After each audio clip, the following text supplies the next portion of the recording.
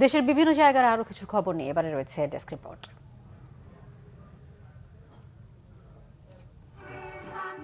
বিএনপির জাতীয় নির্বাহী কমিটির সাংগঠনিক সম্পাদক অধ্যক্ষ আসাদুল হাবিব দুলু বলেছেন, সরকার যতদিন পর্যন্ত একটি অবাধ নিরপেক্ষ নির্বাচনের ব্যবস্থা না করবে ততদিন দেশ স্বাভাবিক অবস্থায় ফিরবে না।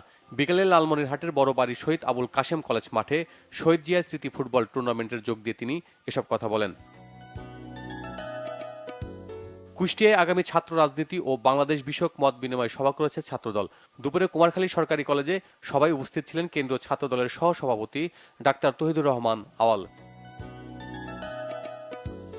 মাদক ও কিশোর গ্যাং থেকে নতুন প্রজন্মকে ফিরিয়ে আনতে জিয়া ক্রিকেট টুর্নামেন্টের শুরু হয়েছে পিরোজপুরে।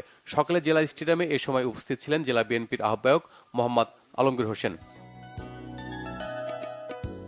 ফ্রি মেডিকেল ক্যাম্প হয়েছে টাঙ্গাইলে। কেন্দ্রীয় বিএনপির প্রচার সম্পাদক সুলতান সালাউদ্দিন টুকুর ব্যবস্থাপনায় মেডিকেল ক্যাম্পটির উদ্বোধন করেন কেন্দ্রীয় যুব দলের নির্বাহী কমিটির সাবেক সদস্য সৈয়দ টিটু।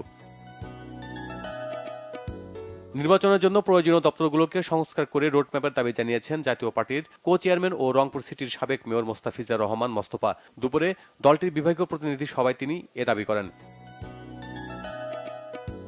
সশস্ত্র বাহিনী দিবস উপলক্ষে চট্টগ্রাম নেভাল বার্থে সর্বসাধারণের জন্য উন্মুক্ত করা হয়েছে নৌবাহিনীর যুদ্ধজাহাজ। দুপুর 2টা থেকে সূর্যাস্ত পর্যন্ত পরিদর্শনের সুযোগ পান দর্শনার্থীরা।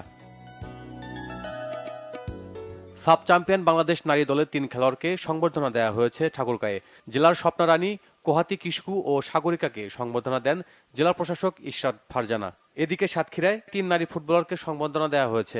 অধিনায়ক সাবিনা খাতুন, ডিফেন্ডার মাসুরা পারভিন ও আফাইদা খন্দকারকে সংবর্ধনা দেন জেলা প্রশাসক মোস্তাক আহমেদ।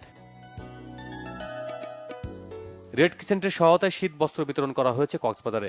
চকরিয়া উপজেলার হারবাং এলাকায় এতে উপস্থিত ছিলেন সংযুক্ত আরব আমিরাতের দূতাবাসের ফরেন অ্যাফেয়ার্স ডিভিশনের পরিচালক রাশেদ মোহাম্মদ আল জিয়াবি।